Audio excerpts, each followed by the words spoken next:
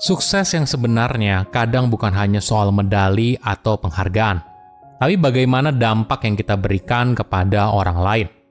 Bagaimana kita bisa membantu orang lain menjadi versi terbaik mereka sendiri, bukan hanya di bidang profesional, tapi juga bertumbuh secara pribadi.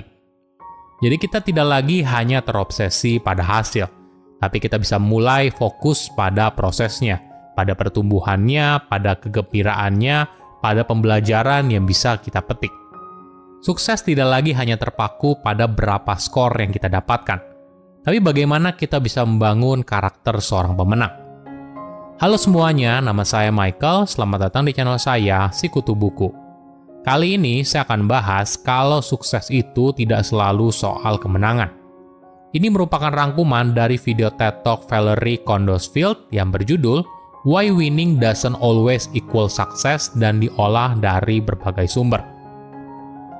Di era sekarang yang sangat kompetitif, kita seringkali menyamakan sebuah kemenangan dengan kesuksesan. Tapi apakah itu sama? Di belahan dunia manapun, dari bangku sekolah hingga pegawai kantoran, kita menciptakan sebuah budaya di mana menang adalah sebuah keharusan. Mentalitas harus menang terpatri kuat di dalam benak masyarakat. Jadi nggak aneh seorang menjadi juara seringkali menjadi simbol sebuah kesuksesan.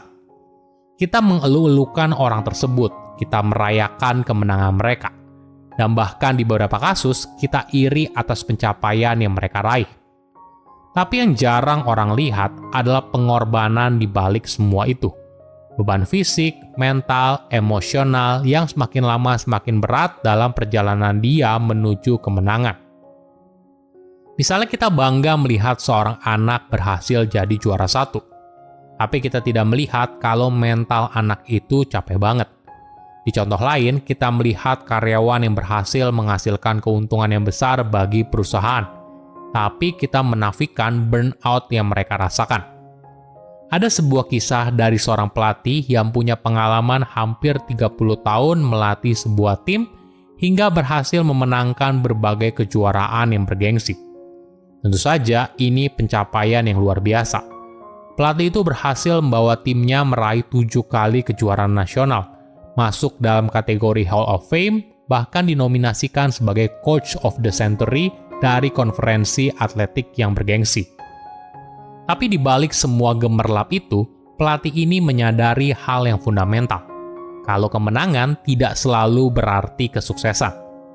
Di awal karirnya, pelatih ini mendapat tugas untuk melatih atlet senam. Padahal dirinya tidak punya latar belakang senam, hanya balet saja. Jadi dia pikir dia harus mengikuti apa yang pelatih biasanya lakukan.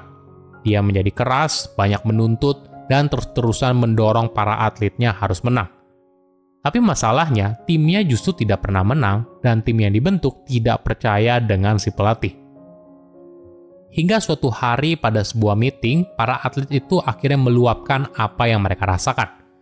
Mereka merasa pendekatan si pelatih itu menyakiti hati mereka. Padahal seharusnya tugas pelatih adalah mendorong mereka, mendukung mereka sebagai pribadi. Mereka ingin termotivasi, bukan ditekan terus-menerus.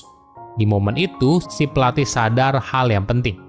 Mendikte dan memaksa mungkin hanya bisa memberikan hasil dalam jangka pendek, tapi tidak bagi jangka panjang. Kesuksesan sebenarnya berasal dari mengembangkan mereka sebagai manusia, bukan hanya sebagai seorang atlet atau seorang karyawan yang hanya bertugas untuk mengejar kemenangan. Sejak pertemuan itu, pendekatan si pelatih berubah 180 derajat. Alih-alih hanya fokus untuk menang, dia mulai fokus membangun rasa saling percaya, rasa saling menghargai, dan menciptakan sebuah lingkungan di mana seorang atlet juga bisa tumbuh secara pribadi. Pendekatan ini bukan artinya menang nggak penting, tapi faktanya yang terjadi sebaliknya. Tim itu mulai menang. Kunci perubahan ini adalah kesabaran, tough love, dan menunjukkan kalau si pelatih beneran peduli pada anggota timnya, bukan karena mereka harus menang, tapi mereka sebagai individu. Ada kisah lain yang cukup menarik. Suatu hari, seorang atlet juara yang terkenal karena pembawaan yang ceria tiba-tiba saja merasa down. Wajar saja karena dia sudah menjalani latihan yang intens selama bertahun-tahun. hingga akhirnya semua ini merenggut kecintaannya pada olahraga dan siapa dia. Alhasil, performanya pun terus turun, hingga suatu hari si atlet bilang kalau dia tidak ingin menjadi hebat lagi. Tentu saja ucapan ini membuat si pelatih jadi tertegun. Tapi sebelum dia memberikan respon, dia sadar. Mungkin saja si atlet itu bukan membenci menjadi juara atau olahraga senam itu sendiri. Tapi dia benci dengan segala hal yang membentuk seorang atlet menjadi sang juara. Mulai dari tekanan yang berat, ekspektasi yang tinggi, hingga kehilangan kebahagiaan dari melakukan olahraga yang disukainya. Inilah yang membuat si pelatih itu sadar kalau tugas dia sebagai pelatih bukan hanya mendorong para atlet untuk menang, tapi bagaimana membuat para atlet untuk menemukan kembali kecintaannya ketika rasa cinta mereka pada olahraga tersebut telah pudar. Cara pikir ini bukan hanya khusus bagi seorang pelatih dan atlet, tapi bisa diterapkan dalam kehidupan sehari-hari ketika kita harus memandu orang lain. Seberapa sering kita, walaupun dengan niat sebaik apapun, hanya fokus pada hasilnya saja. Misalnya setelah menjalani sebuah perlombaan, apakah kita tanya ke mereka menang atau kalah? Atau kita bertanya apa yang mereka pelajari selama perlombaan dan apakah mereka menikmati pengalaman tersebut atau tidak. Sama halnya ketika seseorang menjalani sebuah ujian. Apakah kita hanya peduli berapa nilai yang didapat atau kita juga terlibat dalam percakapan tentang proses belajarnya? Sebagai manusia, kita punya hadiah paling berharga yang bisa kita berikan kepada orang lain, yaitu perhatian penuh kita kepada mereka. Dengan memberikan ruang dan benar-benar mendengarkan, tanpa berusaha menjawab atau membuktikan siapa yang benar, maka kita memberikan kesempatan pada diri kita untuk benar-benar memahami apa yang disampaikan oleh orang lain. Silahkan komen di kolom komentar pelajaran apa yang kalian dapat ketika tahu informasi ini. Selain itu, komen juga mau tahu informasi apa lagi yang saya review di video berikutnya. Saya undur diri, jangan lupa subscribe channel YouTube Sikutu Buku. Bye-bye.